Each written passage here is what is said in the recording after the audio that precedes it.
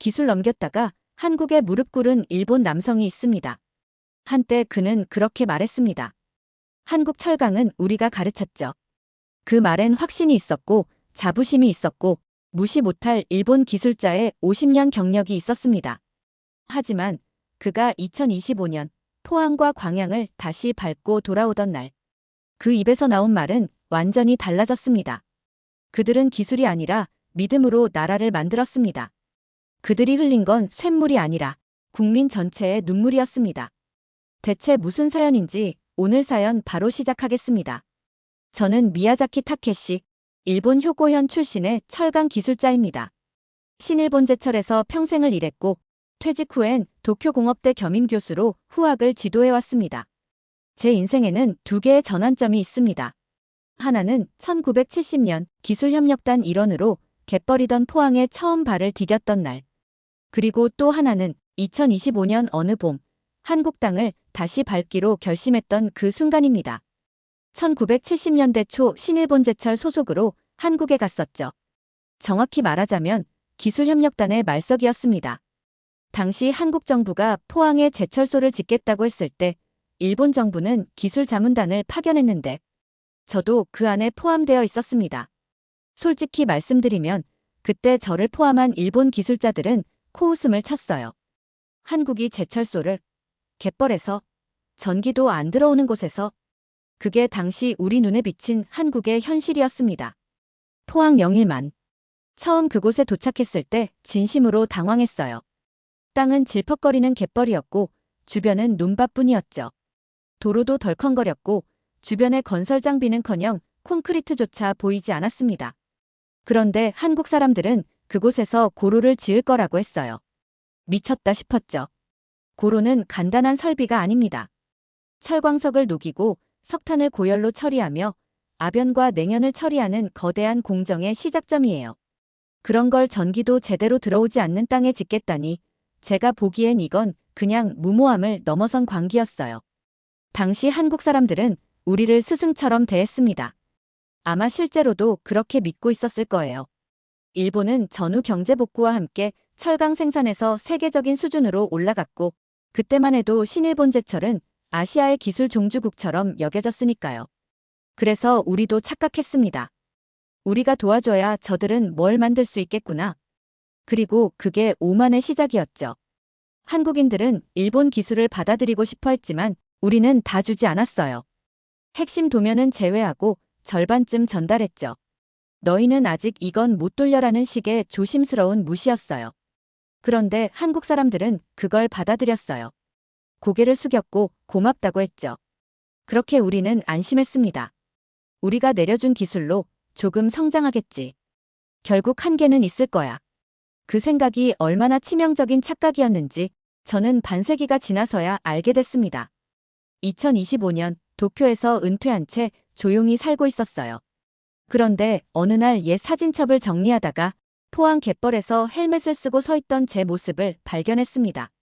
그 사진을 보는 순간 가슴이 묘하게 조이더군요. 그때 제가 무시했던 그 땅. 지금은 세계 5대 철강 회사를 만든 땅이죠. 포스코. 믿기지 않았어요. 그리고 어느 순간 그들이 어디까지 갔는지 직접 눈으로 확인해야겠다. 그런 생각이 들어버렸습니다. 아내에게는 여행 간다고 말하고 혼자 한국행 비행기를 예약했습니다. 공항에 도착하자 가슴이 이상하게 조여왔습니다. 그저 옛 기억을 확인하러 왔다고 생각했지만 한편으로는 뭔가 피하고 싶은 걸 마주하러 온 기분이었어요. 버스를 갈아타고 포항으로 향하던 중 창밖으로 펼쳐진 풍경은 더 이상 갯벌의 도시가 아니었습니다. 넓게 뻗은 도로, 하늘을 찌를 듯한 고로 타워, 그리고 포스코라는 큼직한 알파벳 간판. 순간 머릿속이 하얘지더군요. 50년 전 제가 첫 발을 내디뎠던 영일만 근처를 다시 찾았습니다.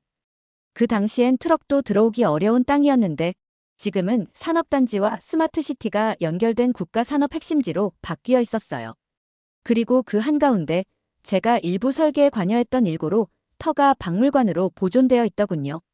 그곳에 들어섰을 때 말문이 막혔습니다. 벽면에는 그 시절 작업자들의 사진이 전시되어 있었고 빨간 헬멧을 쓴 젊은 기술자들이 눈에 띄었어요. 누구나 볼 수 있는 그런 전시일 거라 생각했는데 어느 한 사진 앞에서 발이 멈췄습니다. 사진 속 남자는 비에 젖은 채 도면을 붙잡고 울고 있었습니다. 표정이 너무 생생해서 마치 제 옆에서 숨을 쉬는 것 같았어요. 설명판엔 이렇게 적혀 있더군요. 일본에서 도면을 제대로 넘겨주지 않아 밤새 일본어 매뉴얼을 번역하던 청년. 이건 분명히 우리가 넘기지 않았던 설계 도면 중 하나였습니다. 이건 아직 너희 수준엔 무리야. 그땐 그렇게 판단했죠. 그런데 그 기술자들은 그냥 포기하지 않았어요. 도망간 일본 기술자의 빈자리를 그들이 손으로 메꿨습니다. 전시관에선 당시 사용된 작업복과 도시락통도 전시되어 있었어요. 천막 생활을 하면서 기름때 묻은 손으로 밥을 퍼먹던 사람들. 가마솥 하나로 수백 명이 식사했던 사진, 빗물 고인 침낭, 그리고 한 끼 도시락을 아껴 설비 부품을 사자는 회의록. 그제야 알겠더군요. 저는 그들을 기술적으로 낮게 본 게 아니었어요. 사람 자체를 얕봤던 겁니다. 박태준 회장에 대한 다큐 영상도 상영되고 있었어요. 그는 군 출신이라 기술 백그라운드가 없었죠. 당시 우리는 그런 인물이 제철소를 성공시킬 리 없다며 비웃었어요. 하지만 영상 속 그의 목소리는 분명했습니다. 기술은 배워서 되지만 정신은 만들어야 됩니다. 철강은 사람의 땀으로 녹는 것입니다. 50년 전 저는 기술만 봤습니다. 하지만 그들은 사람을 받고 정신을 쌓았고 그 믿음으로 쇳물을 끓였습니다. 밖으로 나와 고로 방향을 올려다봤습니다. 수십 년 전 저곳에서 첫 쇳물이 흘러나왔죠. 그날 그들이 울던 이유를 저는 몰랐습니다. 그땐 그저 의례적인 감동쯤으로 여겼죠. 하지만 지금은 알겠습니다. 그건 단지 쇳물이 아니었어요. 굴욕의 기억 그리고 절망 위에서 피어난 믿음의 액체였습니다. 그날 밤 숙소에 돌아와도 마음이 쉽게 가라앉지 않았습니다. 사진 속에 담긴 그들의 표정, 빗속에서 도시락을 쥐고 눈물 흘리던 청년의 눈빛이 자꾸 떠올랐어요. 그들은 정말로 우리가 절대 이룰 수 없다고 여겼던 일을 해낸 거였죠. 이튿날 아침, 포스코 사내 역사관에서 박태준 회장이 직접 남긴 회고 영상을 다시 보게 됐습니다. 그는 담담히 이렇게 말하더군요. 우리에겐 자본이 없었습니다. 외국에서도 안 된다 했습니다. 하지만 우리는 국민의 힘으로 해냈습니다. 그 순간 멈칫했습니다. 자본이 없는데 국민의 힘? 그런데 그 말은 거창한 수사가 아니었어요. 정말 국민 한 사람 한 사람이 제철소의 동력이었다는 걸 곧 눈으로 확인하게 되었어요. 박물관 안쪽에 전시된 통장 기록을 봤을 때였습니다. 수십만 명의 이름이 적힌 장부, 그 옆엔 기부 날짜, 금액, 직업까지 적혀 있었죠. 중학생 300원, 경북 포항 어르신 1000원, 그 장부를 넘기다가 그 자리에서 얼어붙을 뻔했습니다. 한글을 겨우 쓰는 시골 할머니의 편지라고 설명하는 가이드의 말 때문이었죠. 나는 철이 뭔지도 잘 몰라요. 우리 손주들이 부끄럽지 않게 살라면 이 철강이 꼭 있어야 한대서 쌀 2가마 팔아보냅니다. 일본에서 수십 년간 철강 현장을 지켜봤지만 그런 마음으로 고루를 지은 나라를 본 적이 없습니다. 그뿐이 아니었습니다.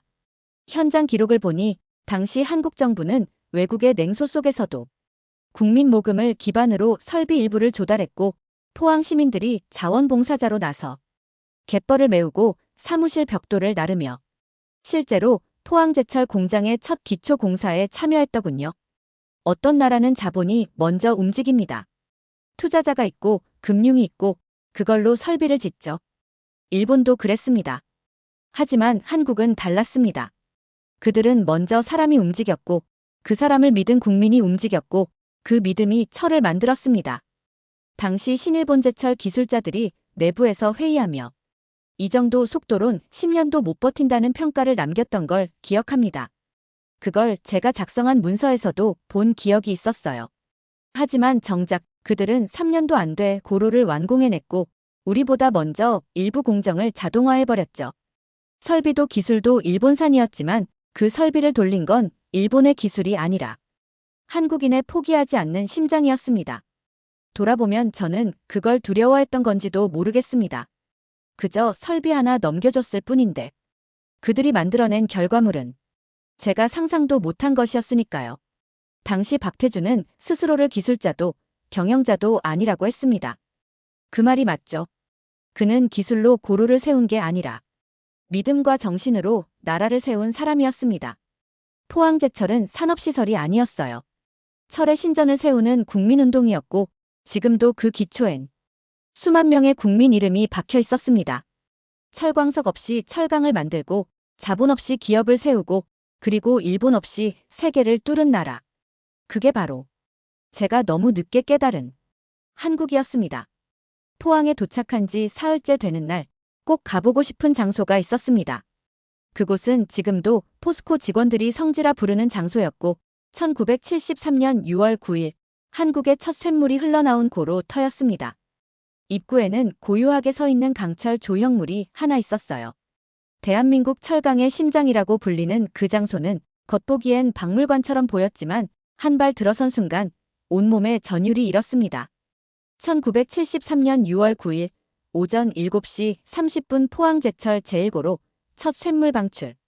그 문구가 새겨진 철판 옆에 그날 현장 사진이 걸려 있었어요. 사진 속 인물들 대부분 젊었습니다. 작업복은 땀과 탄가루에 절어 있었고 누군가는 용광로 앞에서 헬멧을 벗고 고개를 숙이고 있었죠. 그 장면을 보고 잠시 멈췄습니다. 그때 제 머릿속에 번개처럼 떠오른 기억 하나. 그날 저는 일본에 있었습니다. 포항 현장에서 복귀한 후 어차피 실패할 프로젝트라며 조용히 정리 중이었죠. 그런데 정말 그날 아침 포항에서 첫 쇳물이 흘렀다는 보고를 받았어요. 그때 신일본제철 내부에 퍼졌던 반응이 떠오릅니다. 진짜로 된 거야? 설마. 믿기지 않는다는 듯 누군가는 대놓고 코웃음을 쳤고 누군가는 어차피 품질은 일본 못 따라간다고 말했죠. 저도 그때 비웃었습니다. 그런데 말이죠. 지금 이곳에 와서 그들이 흐느끼며 고로 앞에서 울고 있는 모습을 보니까 저도 모르게 눈시울이 뜨거워지더군요. 왜 울었을까요? 왜 첫 쇳물이 나오는 장면에서 그렇게 많은 사람들이 오열했을까요? 그건 기술 때문도 경제 때문도 아니었습니다. 그 쇳물 속에는요. 굴욕의 역사, 양복 입은 채 농지 팔아 부품 기부한 국민들, 밤새 일본어 도면을 베껴 쓰던 젊은 기술자들의 분노가 모두 녹아 있었습니다. 그것이 액체가 되어 흘러나오는 순간 그들은 울 수밖에 없었던 거죠. 박태준 회장이 고로 앞에서 이렇게 말한 기록이 있더군요. 이 쇠는 그냥 철이 아닙니다. 한국이라는 나라의 상징입니다. 이게 안 흘렀으면 우리 민족은 끝났을지도 모릅니다. 그 문장을 보고 입을 다물 수 없었어요. 우리는 그때 그저 철을 만들고 있다고 생각했지만 그들은 나라를 만들고 있었던 겁니다. 고로에 올라서서 쇳물이 떨어졌던 그 홈을 내려다봤습니다. 지금은 비어 있었지만 그곳에 분명히 뭔가를 느꼈어요. 기계 진동이 아니라 심장이 떨리는 듯한 울림이었습니다. 그 순간 깨달았습니다. 그날 울어야 했던 사람은 일본이었어야 했다는 걸. 기술을 가진 나라, 자본을 가진 나라, 수출을 주도하던 일본이 아니라 아무것도 없던 한국이 먼저 국민 기업으로 세상을 울렸다는 사실 앞에 완전히 무너졌습니다. 그 고로 앞에서 고개를 숙였습니다. 다시는 이들을 얕보지 않겠다고, 그리고 이제부터라도 진심으로 배워야겠다고. 포항에서 며칠을 보내고 나니 마음속에서 뭔가가 조금씩 무너지고 있다는 걸 느꼈습니다. 그건 자만과 착각, 그리고 50년간 품고 있던 우월감의 붕괴였습니다. 그래서 다음 일정을 정했습니다. 광양제철소. 포스코가 미래 철강의 심장이라 부르는 곳이었고 수소환원제철의 연구개발 거점이기도 했죠. 처음엔 기대하지 않았습니다. 포항의 감정이 너무 강렬했기에 이젠 더 이상 놀라진 않겠지 하고 생각했어요. 하지만 그건 또 다른 착각이었습니다. 광양에 도착하자 첫 느낌은 철강소가 아니라 우주기지 같았어요. 거대한 고로 대신 스마트 제어실이 먼저 눈에 들어왔고 작업자들은 헬멧 대신 태블릿을 들고 다녔습니다. 가이드를 맡은 젊은 엔지니어가 설명을 시작했어요. 그는 유창한 일본어로 이렇게 말했습니다. 미야자키님, 여긴 우리가 하이렉스 공법을 실험하는 파일럿 라인입니다. 일본도 아직 상용화 못했죠. 이곳은 탄소를 사용하지 않고 철을 만드는 최초의 공간입니다. 탄소 없는 철강. 그건 신일본제철에서도 수십 년간 도전했지만 기술적 한계와 경제성 문제로 보류했던 영역이었습니다. 이건 정말 가능한가요? 저도 모르게 되물었죠. 그 젊은 기술자는 태블릿을 보여주며 당당하게 말했습니다. 이미 일부 성과가 나왔습니다. 몇 년 내 상용화가 목표고 세계 첫 번째가 될 가능성도 높습니다. 그 순간 이젠 우리가 배우는 시대구나 하고 확실히 느꼈습니다. 거기서 끝이 아니었습니다. 공장 내부엔 AI 기반 공정 통합 시스템이 구축되어 있었고 고로 온도 조절은 사람 손이 아니라 AI가 실시간으로 데이터를 분석해 결정하더군요. 그걸 설명하던 젊은 한국 기술자가 갑자기 이렇게 말했습니다. 선생님, 예전엔 한국이 일본에게 많이 배웠잖아요. 그런데 지금은 우리가 직접 길을 만들고 있습니다. 교과서가 필요 없을 정도로요. 그 말에 아무 말도 할 수 없었습니다. 배웠던 나라가 교과서를 다시 쓰고 있었습니다. 과거에 한국은 흉내는 낼 수 있어도 독자 기술은 못 낸다고 확신했었습니다. 하지만 지금 눈앞에 펼쳐진 장면은 그 확신을 가차없이 부숴버렸습니다. 일본은 여전히 기존 고로 체계를 고수하며 조심스럽게 전환을 모색하고 있었지만 한국은 이미 미래로 뛰어들고 있었던 겁니다. 심지어 그들은 환경 문제까지 해결하려 하고 있었어요. 친환경 제철, 그린 수소 환원, 폐열 재활용 같은 단어들이 설비 곳곳에 붙어 있었죠. 그날 밤 숙소로 돌아오는 길에 하늘을 올려다보며 생각했습니다. 이젠 더 이상 기술이 국력을 정의하지 않는 시대다. 국력은 정신이고 그 정신이 기술을 넘어서기 시작했다. 그리고 그 정신을 제가 가르쳤다고 착각했던 그 나라, 바로 한국이 보여주고 있었던 겁니다. 교과서를 덮은 건 저였고 그걸 다시 쓴 건 바로 그들이었습니다. 광양제철소를 떠난 뒤 뭔가 묘한 허탈함과 묵직한 감정이 뒤섞인 채 근처 카페에 앉아 있었습니다. 눈앞엔 커피잔이 있었지만 시선은 자꾸 창밖 포스코 마크만 쳐다보게 되더군요.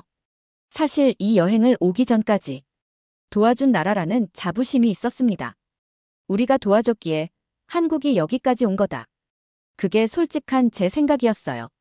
신일본제철에서 기술협력단으로 일할 때도 우리는 일부 설계 도면을 제공했고 운영 매뉴얼 일부도 넘겼습니다. 그러니까 지금의 포스코는 기술적 기반만큼은 일본 덕이 있다고 그렇게 믿어왔습니다. 그런데 지금 와서 생각해보면 그게 얼마나 오만한 착각이었는지. 포항 역사관에서 봤던 한 구절이 자꾸 떠오릅니다. 도움이 아니라 발판이 필요했다. 그들은 기술을 구걸한 게 아니었습니다. 딛고 일어설 발판, 자신들의 정신을 실현할 기회를 찾고 있었던 겁니다. 당시 우리는 도면을 전부 주지 않았습니다. 핵심 알고리즘은 빼고 어려운 개념은 숨겼어요. 이건 너희가 아직 돌릴 수 없어. 우리가 자주 했던 말입니다. 그런데 그들은요, 그 도면을 밤새 번역해서 공부했고 부품이 맞지 않으면 깎아서 맞췄고 기술을 넘겨받지 못하면 현장에서 뜯어보고 흉내라도 내며 끝까지 따라왔습니다. 그 끈질김과 절실함은 일본 기술서에 없는 종류의 힘이었어요. 게다가 일본은 항상 자본을 중요하게 여겼습니다. 기술도 중요하지만 돈 없이는 못한다. 하지만 한국은 달랐어요. 그들은 자본 대신 국민을 모았고 기술 대신 정신을 쌓았습니다. 그들이 우리에게 받은 건 설계의 일부, 공정 설명서 몇 장, 그리고 기술자의 어깨 너머 지도 정도였어요. 하지만 그들은 그걸 한 나라의 기반으로 바꾸었습니다. 우리가 준 건 부품이었고 그들은 그걸 국민 기업이라는 정신체로 승화시켰죠. 그걸 알게 된 순간 무너진 건 자존심이 아니라 스스로에 대한 실망감이었습니다. 왜 진작 보지 못했을까? 왜 그렇게 가볍게 여겼을까? 그들이 흘린 땀과 눈물, 그리고 국민들이 보낸 쌀, 동전, 손편지. 그 안에 담긴 결의는 단순한 산업이 아니라 나라 전체를 일으키려는 각오였는데도 말입니다. 나는 철을 줬다고 생각했지만 사실은 받기만 했구나. 그들에게 배운 게 너무 많았구나. 우리는 교만했고 그들은 묵묵했습니다. 우리는 도면을 감췄고 그들은 손으로 베껴냈습니다. 우리는 한계를 정했고 그들은 그걸 무시하고 뛰어넘었습니다. 돌이켜보면 도움을 줬다고 자만했던 저는 진짜로 도움을 받았던 사람이었습니다. 그들은 기술로 보답하지 않았습니다. 정신으로, 그리고 산업을 넘어 국가라는 형태로 우리에게 답을 보여줬습니다. 그날 제 마음속 도움이라는 단어는 완전히 사라졌습니다. 광양에서의 마지막 일정은 포스코의 협력업체 방문이었습니다. 공식적인 일정은 아니었고 현장을 한번 둘러보고 싶다는 요청에 홍보팀 직원이 조심스레 연결해준 자리였죠. 그날 만난 사람들은 기술자도 간부도 아니었습니다. 그들은 하청업체 사장, 용접 공장 대표, 그리고 현장 노동자들이었습니다. 처음엔 사실 좀 당황했습니다. 이 사람들이 무슨 철강의 미래를 얘기할 수 있을까? 그런 편견이 있었던 것도 사실이에요. 하지만 딱 10분. 10분 만에 저는 그들이 철강 기술보다 무서운 것을 가지고 있다는 걸 느꼈습니다. 협력사 대표 중 한 분이 이런 말을 했습니다. 포스코는 우리를 협력업체라고 부르지 않아요. 파트너라고 불러줘요. 함께 간다고 믿어요. 이게 그냥 말이 아니라 진짜예요. 그 말이 귓가에 오래 남았습니다. 일본에서는 그런 문화 거의 존재하지 않거든요. 하청은 하청일 뿐이고 갑을 관계는 명확합니다. 그런데 이곳에선 거대한 고로보다 사람이라는 시스템이 먼저 움직이고 있었습니다. 한 청년 기술자는 저에게 이렇게 말했습니다. 여긴 기술도 중요하지만 결국 사람의 의지와 태도가 더 중요하다고 배워요. 현장에서 쓰는 용접 하나도 철처럼 정확하게 그리고 사람답게 하라고요. 그 말을 듣는 순간 정말 제가 50년 전에 그렸던 기술 개념이 산산조각 나는 기분이 들었어요. 포스코의 이념 중 하나가 상생이라는 걸 들었습니다. 그건 그냥 마케팅 문구가 아니었어요. 협력사도 지역사회도 심지어 해외 수입업체들조차 이곳의 시스템에 감화돼 같이 변해가고 있었습니다. 기술이 중요한 게 아니었습니다. 그 기술을 어떻게, 누구와, 무엇을 위해 쓰느냐 그걸 정하는 건 결국 사람이었습니다. 그날 밤 포스코 공식 블로그에서 박태준 회장의 유언처럼 남은 말을 하나 발견했습니다. 강한 고로는 일본도 만들 수 있습니다. 하지만 강한 믿음은 한국에서만 가능합니다. 숨이 멎는 줄 알았습니다. 그건 일본 전체를 향한 정면 메시지처럼 들렸어요. 우리는 지금껏 기술만 보며 달려왔습니다. 그래서 고도화된 공정은 많았지만 그 안에 있는 사람들은 점점 기계처럼 변했죠. 포스코는 반대였습니다. 기계는 최신형이었지만 그걸 다루는 사람들은 철보다 뜨거웠습니다. 이 나라는 기술력만으로 여기까지 온 게 아니었습니다. 함께 간다는 믿음 못해도 해낸다는 각오, 그리고 나 자신이 국가라는 책임의식. 그게 한국의 진짜 고로였고 그 열기는 지금도 멈추지 않고 있었습니다. 돌아오는 길, 광양항 근처에서 선박에 실리는 철강 코일들을 봤습니다. 거대한 쇳덩이들이었지만 이상하게도 그 코일들 안에 사람들의 눈빛과 땀이 담겨 있는 것 같았어요. 그 순간 이 모든 여정을 통해 가장 두려워진 게 고로도 아니고 AI도 아니었습니다. 가장 두려운 건 이 나라 사람들 안에 자리 잡은 무너져도 일어나는 집념이었습니다. 일본으로 돌아가는 비행기 안, 창밖으로 흘러가는 구름을 보며 저는 조용히 눈을 감았습니다.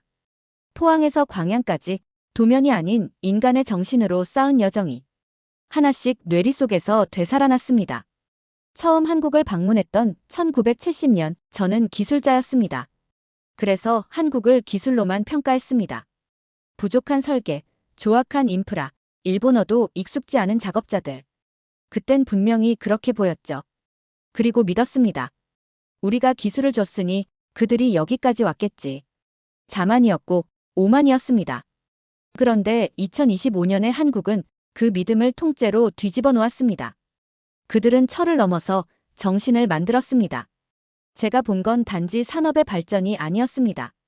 그건 한 나라의 심장이 뛰는 모습이었어요. 모두가 손을 맞잡고 쌀을 내고 땀을 흘리고 심지어 울면서 제철소를 세우는 모습. 그게 기술보다 강한 힘이란 걸 저는 이제야 깨달았습니다. 돌아가서 누구에게 이 이야기를 할 수 있을까요? 일본의 후배 기술자들에게, 퇴직한 선배들에게, 아니면 제가 그토록 자랑스럽게 여겨온 산업계 동료들에게. 모두 쉽지 않을 겁니다. 왜냐하면 이 이야기는 졌다고 인정하는 용기 없이는 할 수 없는 이야기거든요. 회고록의 마지막 장을 열며 한 문장을 적었습니다. 나는 철을 가르쳤다 믿었지만 결국 정신을 배웠다. 그들이 만든 건 고로가 아니라 국가의 뿌리였고 쇳물이 아니라 믿음이었다. 포스코, 그 이름을 이제 다른 의미로 기억하게 될 겁니다. 그건 단순한 기업명이 아닙니다. 국민이 손으로 만든 기적의 이름이고 나와 같은 외국인의 자만심을 산산이 깨부순 진실의 이름입니다. 혹자는 말하겠죠. 그래도 일본이 도와줬으니까 가능했던 거 아니냐고. 예, 맞습니다. 우리가 도왔습니다. 하지만 그건 부품 몇 개였고 도면 몇 장이었죠. 그런데 한국은 그걸 기반으로 한국과의 혼을 세웠습니다. 그게 가능한 나라인 줄 정말 몰랐습니다. 기술은 줄 수 있지만 믿음은 흉내낼 수 없다는 걸. 설비는 수출할 수 있지만 정신은 빌려줄 수도 없다는 걸. 비행기가 인천을 벗어나 바다 위로 들어설 때 마지막으로 창밖을 보며 고개를 숙였습니다. 당신들은 정말 대단한 나라였습니다. 두 번째 사연 시작합니다. 역사상 최강의 전투민족. 그들은 조국을 위해 싸웠지만 전 세계를 감동시킨 전사들이었습니다. 미국 병사들은 한국군과 함께 싸운 그 시간을 평생 잊지 못한다고 말합니다. 그들은 조용히 전장을 지배하며 적에게는 공포였고 우리에게는 희망이었습니다. 그들은 왜 그렇게 싸웠을까요?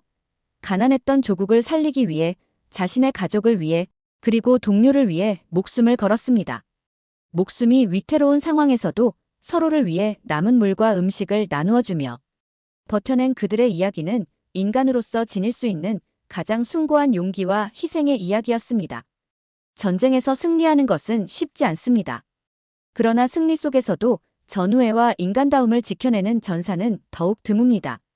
한국군은 적들에게는 공포의 상징, 동맹국들에게는 전설이 되었습니다. 하지만 이 전설적인 전사들, 그들은 전쟁 이후 어떻게 기억되고 있을까요? 그들의 희생은 충분히 인정받았을까요? 아니요. 그들의 이름은 너무 빨리 잊혀졌습니다. 베트남 전쟁 다큐멘터리를 제작하는 제작자가 있습니다. 그가 취재를 하며 잊어서는 안 되는 그들의 희생, 그리고 그 희생이 만들어낸 지금의 역사를 세상에 다시 전하기 위한 이야기를 지금부터 시작하겠습니다. 저는 에릭 스콧이라고 합니다. 미국 시애틀에서 다큐멘터리를 제작하며 살고 있어요. 그동안 제가 제작한 작품은 자연과 인간의 조화, 혹은 도시 속 숨겨진 이야기 같은 비교적 가벼운 소재들이었죠. 사람들에게 따뜻한 감정을 줄 수 있는 이야기가 제 스타일이었거든요. 그런 제가 전쟁과 관련된 다큐멘터리를 제작할 거라고는 생각조차 못했어요. 저는 할머니 집을 방문할 때마다 이상한 감정을 느끼곤 했어요. 마치 오래된 책장을 열 때 나는 그 특유의 먼지, 냄새와 함께 시간에 갇힌 이야기들이 저를 기다리고 있는 것 같았거든요. 이번 방문도 그랬죠. 시애틀 교회에 자리 잡은 조그만 집. 할머니는 앤드류 스콧, 그러니까 제 할아버지가 돌아가신 이후로 이 집에서 혼자 지내고 계셨습니다. 그날은 특별히 할머니 집을 정리해드릴 계획이었어요. 이제 이 오래된 물건들은 좀 정리해야 하지 않겠어요? 저는 할머니의 허락을 받고 오래된 서랍장을 열었어요. 조심스럽게 꺼낸 건 먼지로 뒤덮인 상자였는데 그 속에 낡은 책과 사진 몇 장이 들어있었죠. 그 사진들은 제게 전혀 낯설지 않았습니다. 할아버지가 젊었을 때 찍은 전쟁터의 모습들이었어요. 할아버지는 베트남 전쟁 참전 용사였고 평생 동안 그 경험을 거의 이야기하지 않으셨습니다. 그런데 그 속에는 제가 한 번도 본 적 없는 다른 종류의 기록이 있었어요. 바로 일기장이었습니다. 일기장은 손때가 묻어 노랗게 변색된 상태였어요. 겉표지에는 할아버지의 이름과 함께 1968년 베트남이라는 제목이 적혀 있었습니다. 저는 살짝 두근거리는 마음으로 그 첫 페이지를 넘겼습니다. 나는 이곳에서 살아남기 힘들 것 같다. 적들은 사방에 있고 물과 식량은 이미 떨어진 지 오래다. 몸은 점점 더 무거워지고 정신도 흐려진다. 내가 이곳을 벗어나지 못한다면, 혹시라도 이 노트가 발견된다면 꼭 내 아내와 아들에게 전해졌으면 좋겠다. 내 사랑하는 아내, 그리고 나의 아들아. 함께한 모든 순간이 너무도 소중했고 무엇보다 정말 많이 사랑했다. 내가 살아남아 다시 돌아갈 수는 없겠지만 내 마지막 생각은 오직 너희뿐이었다. 이곳에서 만난 전우들은 끝까지 나와 함께 싸우며 나를 살리려고 했다. 그들의 희생이 아니었다면 나는 이미 오래전에 쓰러졌을 것이다. 그들은 내 형제였고 내 희망이었다. 나는 그들에게 너무도 감사하다. 그리고 나는 너희에게 미안하다. 돌아갈 수 없다는 것이 이렇게나 가슴이 아프다. 너희가 이 세상에서 행복하길 바란다. 내 목까지 웃고 내 목까지 사라져야 한다.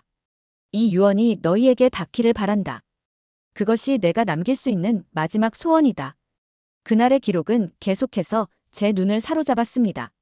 할아버지와 그의 부대가 베트남 정글 한가운데서 북베트남군의 매복에 걸려 고립된 상황은 처절하고도 긴박했습니다.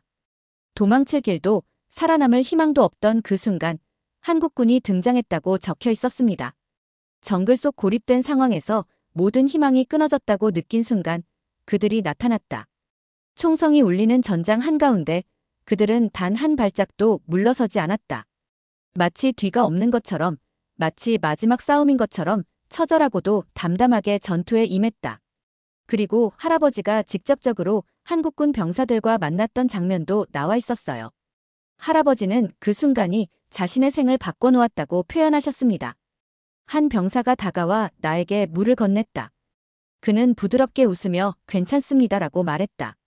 하지만 그 병사의 손은 부상으로 피투성이었다. 나는 물을 받으며 울 뻔했다. 그들은 자신보다 우리를 더 걱정했다. 그 이야기를 읽으면서 저는 가슴이 먹먹해졌습니다. 한국군이 미군 부대를 안전한 곳으로 이끈 후에도 그들의 활약은 멈추지 않았습니다. 할아버지는 적들이 또다시 반격을 시도했을 때 한국군이 앞장서 싸우며 방어선을 구축했던 일을 기록해 두셨습니다. 저는 이 기록을 읽으며 전율을 느꼈습니다. 할아버지의 일기에서 묘사된 한국군은 그저 전투에 능한 병사들이 아니라 동료의 생명을 위해 무엇이든 할 준비가 된 영웅들이었어요. 나는 그들의 이름도 그들이 돌아가 어디로 갔는지도 모른다. 하지만 나는 평생 그들을 기억할 것이다. 이 문장을 읽으며 저는 눈을 뗄 수 없었습니다. 할아버지가 그토록 존경했던 사람들. 그분들이 바로 베트남 전쟁 속에서 묵묵히 싸운 한국군이었던 겁니다. 할아버지는 한 번도 가족들에게 베트남에서 겪은 일에 대해 구체적으로 말하지 않으셨어요. 하지만 일기장 속에선 너무나 솔직하게 그 전쟁터에서 한국군이 자신에게 얼마나 큰 영향을 미쳤는지 이야기하고 있었어요. 그날 이후로 저는 이 이야기를 세상에 전하고 싶어졌습니다. 할머니, 이 일기장 할아버지께 정말 중요한 거였네요. 할머니는 가만히 고개를 끄덕이셨어요. 내 할아버지는 항상 말했어. 자신은 행운하였다고. 그리고 그 행운의 절반은 그 한국 병사들이 만들어준 거라고. 저는 할아버지의 일기장을 들고 한국으로 향했습니다. 거기에 적힌 한국군의 이야기는 놀라움과 감동의 연속이었지만 한 가지 의문이 떠나질 않았어요. 도대체 무엇이 그들을 그렇게 강하게 만들었을까? 한국에 도착하자마자 저는 참전 용사들이 모이는 작은 모임을 방문했습니다. 그곳은 전쟁의 흔적과 역사가 가득한 장소였어요. 벽에는 낡은 군복과 메달, 당시 찍힌 흑백 사진들이 전시되어 있었습니다. 그리고 그 가운데 앉아 계신 분들은 이제 연로하신 참전 용사들이었어요. 그들의 얼굴에는 시간이 새겨놓은 깊은 주름이 있었지만 눈빛만큼은 강렬하고 흔들림이 없었죠. 안녕하세요. 저는 미국에서 온 에릭 스콧이라고 합니다. 제 할아버지가 베트남에서 한국군과 함께 작전을 수행했는데 여러분의 이야기를 듣고 싶어서 왔습니다. 처음엔 다소 경계하시던 분들이었지만 제 진심이 전해졌는지 곧 이야기를 꺼내기 시작하셨어요. 우리가 베트남에 간 이유요?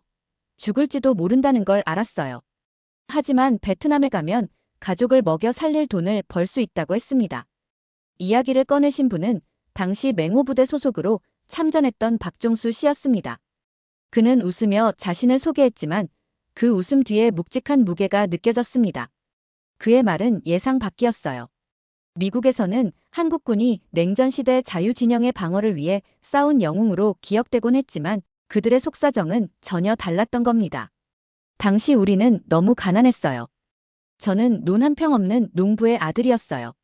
베트남에 가서 번 돈으로 집을 지을 수 있다는 희망 하나로 떠났습니다. 그는 담담하게 말했지만 그 안에 얼마나 많은 고뇌가 있었는지 느낄 수 있었습니다. 다른 용사들도 하나둘씩 말을 보탰습니다.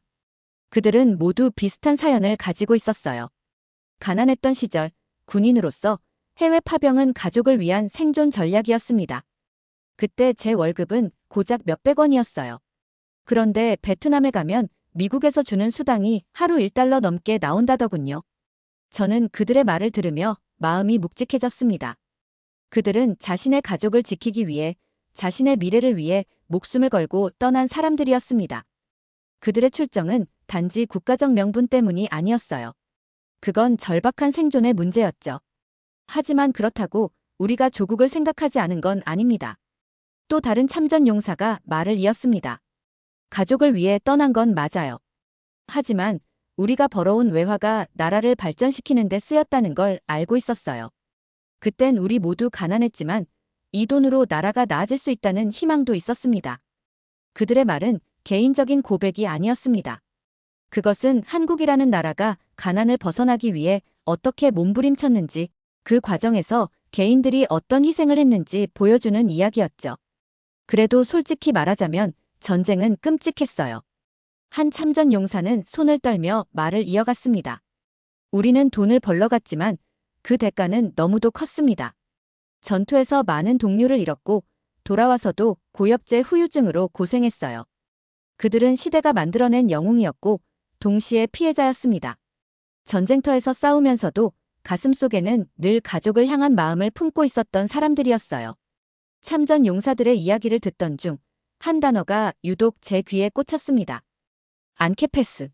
그곳은 베트남 중부의 중요한 전략 요충지였고 한국군이 가장 치열하게 싸웠던 전투 중 하나였다고 했습니다. 안케페스 전투라고 들어봤나? 한 참전 용사가 저를 보며 물었습니다. 그의 목소리는 낮았지만 그 안에 묵직한 무언가가 담겨 있었습니다. 자세히는 모르지만 듣고 싶습니다. 그는 고개를 끄덕이며 이야기를 시작했습니다. 그때 우리는 고립된 미군 부대를 지원하기 위해 투입됐어. 북베트남군은 이미 고지를 점령하고 있었고 그들은 우리를 함정으로 몰아넣으려 했지. 하지만 우리가 물러설 수는 없었어. 고지를 내주는 건 곧 모든 병사들의 생존을 포기하는 거나 마찬가지였으니까. 그는 당시의 긴박했던 상황을 떠올리며 설명했습니다. 북베트남군은 고지에서 유리한 지형을 이용해 한국군과 미군을 매복으로 몰아넣고 전력을 분산시키며 공격을 퍼부었다고 했습니다. 그 과정에서 한국군은 적의 공격에 맞서 끝까지 고지를 지키며 미군의 철수를 돕는 임무를 수행했죠. 적은 우리를 사방에서 몰아붙였고 전투는 며칠씩 이어졌어. 날씨는 40도가 넘었고 물은 거의 바닥났지. 그 고지에서 우리는 목숨을 걸고 버텼어. 이야기를 듣는 동안 저는 상상조차 하기 힘든 상황들이 떠올랐습니다. 폭발음과 총소리, 계속되는 적의 공세 속에서 살아남으려는 병사들의 처절함. 전투가 시작된 첫날, 한국군 소대가 고지를 되찾기 위해 기습 공격을 감행했지만 적의 매복으로 인해 큰 피해를 입었다고 했습니다. 그때 소대장이 이렇게 외쳤지. 끝까지 버틴다. 물러설 곳은 없다. 참전 용사는 그 순간을 떠올리며 잠시 말을 멈췄습니다. 그의 목소리에는 자부심과 비통함이 섞여 있었습니다. 그들은 적진 한가운데 고립되어 있었고 물과 식량이 끊긴 상태로 며칠을 버텼다고 했습니다. 가장 인상 깊었던 부분은 부상당한 병사들에 대한 이야기였습니다. 적의 공격에 맞서 싸우던 병사들 중 다수가 심각한 부상을 입었지만 그 와중에도 서로를 살리기 위해 최선을 다했다고요. 한 병사가 부상당한 동료에게 자신의 마지막 물 한 모금을 건넸어. 그걸 보면서 나는 그게 전쟁이 아니라 가족을 지키는 싸움 같다고 느꼈지. 우리는 군복을 입은 형제들이었어. 이야기를 들으며 저는 할아버지의 일기장에서 본 문장이 떠올랐습니다. 나는 그들의 눈을 보았다. 그들의 눈에는 두려움이 없었다. 할아버지가 말했던 그 전투민족의 진정한 모습이 바로 이거였던 겁니다. 그날 저는 다큐멘터리를 제작하기로 한 제 결정이 더 단단해지는 걸 느꼈습니다. 단순히 전투와 전략에 관한 이야기가 아니라 그들의 인간적인 이야기를 담아내야 한다고 생각했어요. 인터뷰를 마치고 돌아서는 제게 박종수 씨가 불렀습니다. 우리가 한 일이 아무리 작은 것처럼 보여도 당신 같은 사람이 그 이야기를 기억해준다면 그걸로 충분합니다. 그 말을 들으며 저는 다시 한번 결심했어요.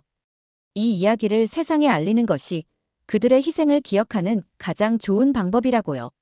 며칠 후 저는 베트남으로 향했습니다. 안케패스를 직접 눈으로 보기 위해서였죠. 참전 용사들이 말했던 고지로 향하며 그들의 발자취를 따라갔습니다. 정글은 여전히 울창했고 고지는 가파르면서도 거칠었죠. 베트남에 도착한 지 며칠이 지났을 때 제 머릿속에서는 또 다른 질문이 떠오르고 있었습니다. 한국군이 싸움만을 했을까? 아니면 전쟁 속에서도 또 다른 모습들을 보여줬을까? 저는 그들이 주둔했던 마을을 방문하기로 결심했습니다. 작은 시골 마을로 가는 길은 생각보다 고되고 길었습니다. 산길을 따라 좁은 도로를 지나 마침내 도착한 마을은 평화로워 보였죠. 저는 한국군이 주둔했던 지역의 주민들을 만나 인터뷰를 요청했습니다. 처음에는 낯선 외국인인 제가 찾아온 것이 조금 경계스러웠는지 조심스러워했지만 시간이 지나자 그들의 기억 속 이야기가 하나둘 풀어지기 시작했습니다. 70대 중반쯤 되어 보이는 한 베트남 할아버지가 먼저 입을 열었습니다. 한국군이 이곳에 주둔했을 때 우리는 처음에는 그들을 무서워했어요. 그들도 군인이었고 총을 들고 있었으니까요. 하지만 시간이 지나면서 그들이 우리를 돕기 위해 노력하고 있다는 걸 알게 되었죠. 그는 한국군이 마을에 세운 학교와 병원을 손으로 가리키며 말했습니다. 이곳에 있던 아이들은 그때 처음으로 학교라는 곳에 다닐 수 있었어요. 그리고 병원이 생기면서 사람들은 더 이상 작은 병으로 죽지 않아도 됐습니다. 이야기를 들으면서 저는 가슴이 뭉클해졌습니다. 전쟁 속에서도 한국군이 보여준 인간적인 면모와 주민들을 위한 노력이 얼마나 큰 의미가 있었는지 느껴졌습니다. 그런데 그와 동시에 마을 주민들은 전쟁 속에서 겪은 아픔에 대한 이야기도 꺼내기 시작했습니다. 하지만 전쟁은 전쟁이죠. 아무리 좋은 일을 해도 총과 폭발음이 있는 곳에서 완전한 평화는 없었습니다. 옆에 있던 중년의 주민이 끼어들며 말을 이어갔습니다. 한국군이 대민 활동을 했던 것도 사실이지만 군인들이 전쟁 중에 보여준 모습이 항상 좋았던 건 아닙니다. 가끔씩 너무 거칠게 군 행동 때문에 마을 주민들이 두려워했던 것도 있었어요. 저는 놀랐지만 이 이야기도 반드시 들어야 한다고 생각했습니다. 전쟁 중에는 누가 적인지 아군인지 모르는 상황이 많았어요. 그래서 한국군이 주민들에게 의심을 품거나 경계하는 모습을 보이기도 했습니다. 하지만 마을 주민들은 한국군에 대해 대체로 긍정적인 기억을 가지고 있었습니다. 특히 한 주민은 한국군이 마을 아이들에게 보여준 따뜻한 행동들을 지금도 생생히 기억한다고 말했습니다. 한국군 병사들이 아이들에게 초콜릿을 나눠주던 모습을 아직도 기억해요. 그들은 전쟁이라는 상황 속에서도 한국군이 보여준 인간적인 면모를 떠올리며 이야기를 이어갔습니다. 그러나 전쟁의 잔혹함과 그로 인한 부정적인 기억도 여전히 마음속 깊이 남아있는 듯 했습니다. 그들이 우리를 도와줬던 건 맞아요. 하지만 전쟁은 결국 모든 사람들에게 상처를 줍니다. 그게 군인이든 주민이든 말이죠. 이 말을 듣고 저는 숙연해졌습니다. 한국군의 대민 지원 활동이 전쟁의 참혹함 속에서 빛나는 희망이었던 것은 분명했지만 전쟁이 남긴 상처를 완전히 지울 수는 없다는 사실도 깨달았습니다. 마을을 떠나기 전 저는 그들에게 마지막 질문을 던졌습니다. 지금 한국을 어떻게 생각하시나요? 그러자 한 할머니가 조용히 웃으며 말했습니다. 우리는 한국을 적으로 본 적이 없습니다. 오히려 전쟁이 끝난 지금 한국은 우리를 도와주는 나라죠. 우리는 과거를 잊을 수는 없지만 그들과 함께 앞으로 나아갈 수 있다는 걸 배웠습니다. 숙소로 돌아오는 길, 저는 복잡한 생각에 잠겼습니다. 전쟁의 빛과 어둠, 그 모두를 담아야 한다는 것을 느꼈습니다. 저는 이 다큐멘터리에서 한국군이 남긴 빛과 그림자를 함께 조명하기로 다짐했습니다. 그래야만 진정한 이야기를 전할 수 있을 것 같았습니다. 다시 한국으로 돌아온 뒤 저는 베트남 전쟁의 경제적 영향을 연구하기 시작했습니다. 처음에는 다소 막연한 질문에서 출발했어요. 한국군이 베트남에서 싸우며 한국의 미래에 어떤 기여를 했을까? 그런데 자료를 조사하고 전문가들을 만나면서 그 답은 점점 명확해졌습니다. 1960년대 한국은 오늘날과는 비교할 수 없을 정도로 가난한 나라였습니다. 박정희 정부가 추진한 경제 개발 계획은 야심찼지만 그 자금 조달은 늘 문제였죠. 그때 등장한 것이 바로 베트남 파병이었습니다. 미국은 한국군의 참전을 대가로 전투 수단과 군수 계약을 통해 막대한 외화를 한국으로 유입시켰습니다. 한 경제학자는 저에게 이렇게 말했습니다. 한국이 얻은 외화는 당시 외환 보유고의 30%를 차지할 정도로 막대했어요. 그 돈이 없었다면 한국의 산업화는 지금보다 훨씬 더딜 수밖에 없었을 겁니다. 저는 이 숫자의 놀라움을 감출 수 없었습니다. 베트남 참전으로 인해 한국은 수십억 달러의 외화를 얻었고 이 자금은 국내 산업화의 기반이 되었습니다. 그리고 그것만이 아니었습니다. 당시 한국군이 베트남에 가져간 군수품은 대부분 일본에서 수입하던 물품들이었지만 점차 국산화로 전환되기 시작했다고 했습니다. 한국은 베트남 파병을 계기로 한국의 군수산업을 발전시키는 데 주력했습니다. 캔 김치부터 전투화, 군복, 심지어 무기까지 한국에서 생산하기 시작했죠. 이 과정에서 기술력이 쌓였고 이것이 현대 한국의 제조업 성장에 큰 기여를 했습니다. 특히 당시의 기술 개발과 제조 과정은 군수품에 그치지 않았습니다. 이 기술은 전쟁 이후 한국의 자동차, 철강, 조선업과 같은 중화 공업으로 이어졌습니다. 현대그룹, 대우그룹 같은 대기업들이 이 시기에 베트남 건설 사업에 참여하면서 해외 진출의 경험을 쌓았고 이후 중동 건설붐으로 이어지는 발판이 되었습니다. 저는 이 이야기를 정리하며 점점 더 깊은 감동을 느꼈습니다.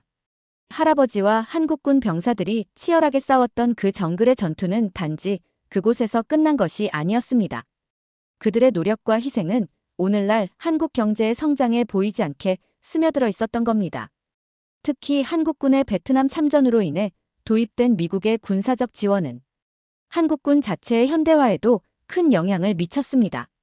미국은 당시 브라운 각서라는 협약을 통해 한국군에 최신 무기와 장비를 제공했으며 이는 전투력을 강화하는 데 그치지 않고 한국 방위산업의 태동을 가능하게 했습니다. 저는 군사 역사를 연구하는 교수님에게 이러한 이야기를 직접 들을 수 있었습니다. 미군이 제공한 신무기와 장비는 한국군의 전력을 크게 끌어올렸습니다. 하지만 그것만이 아니었어요. 당시 한국은 미국의 기술 지원을 기반으로 국산 무기를 개발하기 시작했습니다. 그 결과 오늘날 자주국방의 기틀을 마련하게 된 거죠.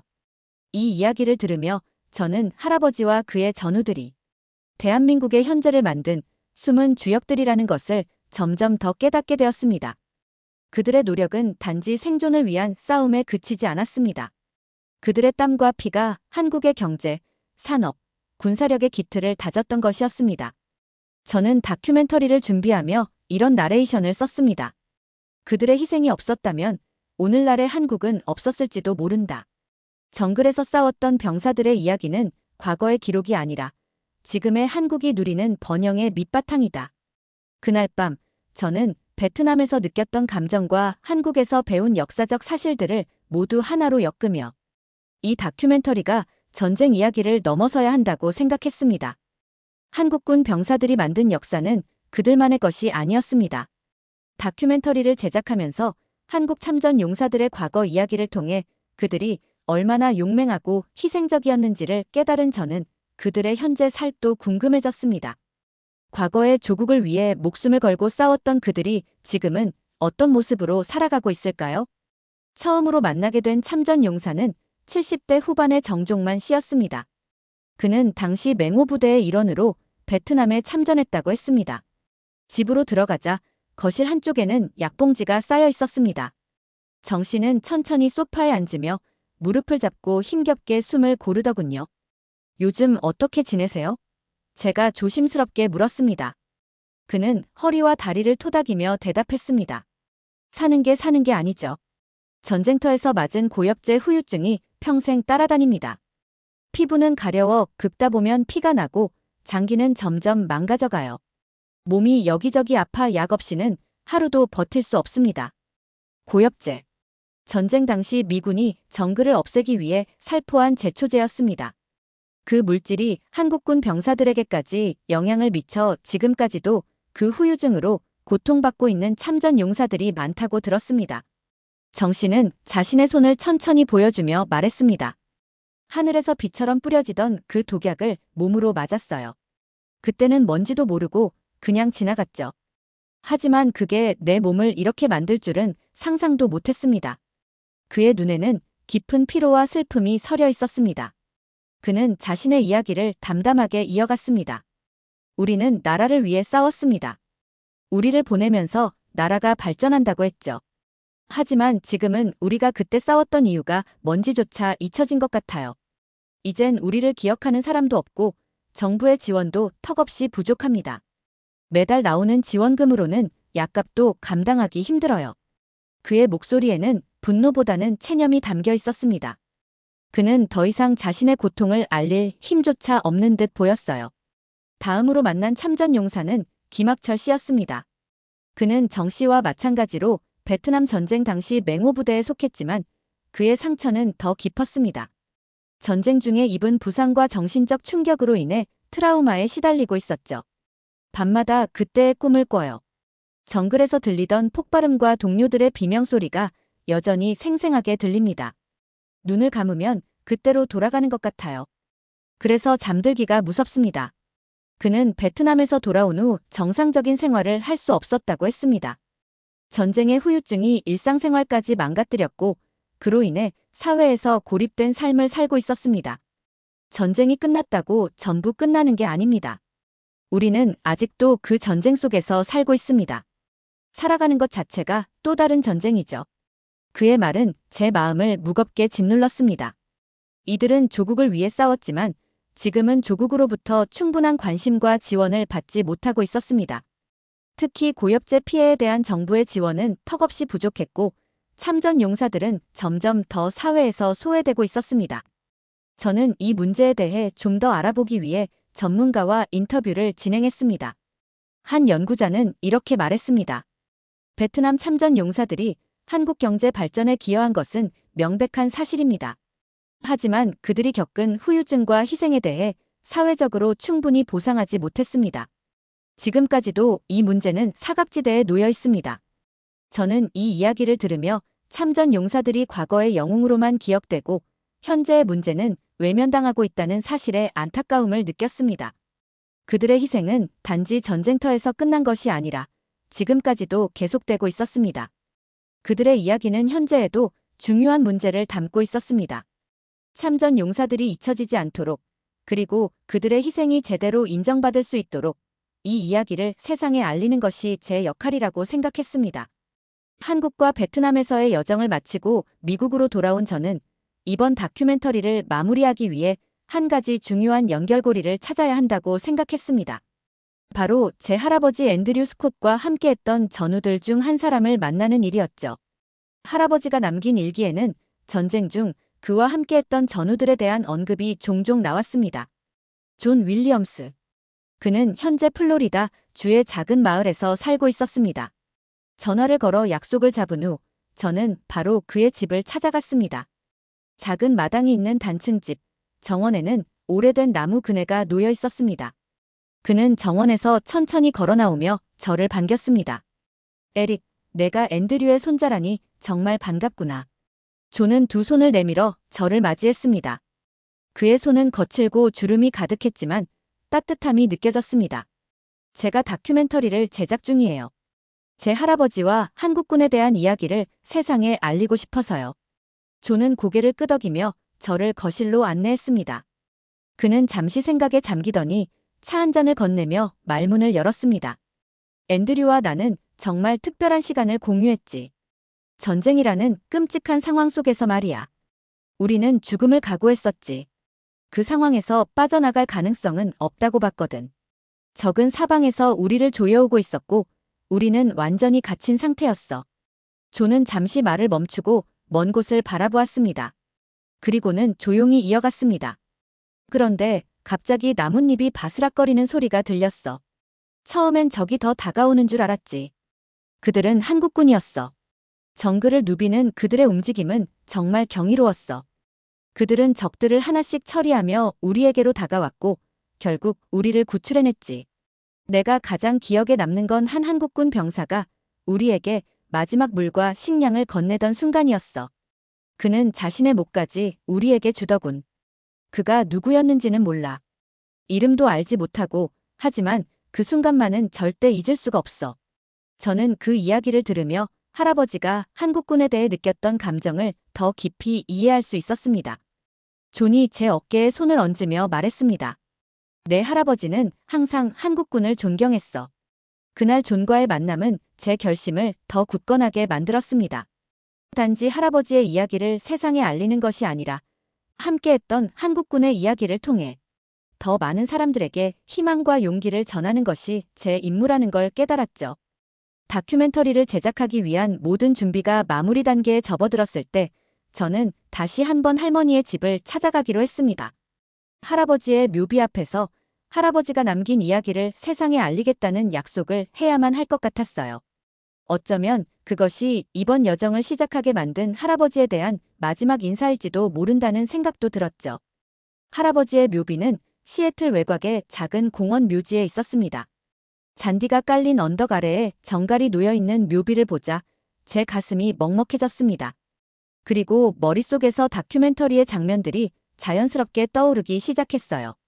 그 다큐멘터리의 시작은 할아버지의 이야기로, 중간은 한국군과 전우들의 용맹으로, 끝은 그들의 희생을 기억하는 것으로 마무리될 것 같았습니다. 저는 이 이야기를 모든 이들에게 전하고 싶습니다. 그들이 겪었던 고통과 희생이 결코 잊히지 않도록, 그리고 그들의 이름이 역사의 빛 속에서 영원히 기억되도록 함께 해주시길 바랍니다. 오늘 사연이 재미있으셨다면 구독과 좋아요, 알림 설정까지 부탁드립니다. 더 재미있는 사연으로 돌아오겠습니다. 이상 감동탐험이었습니다.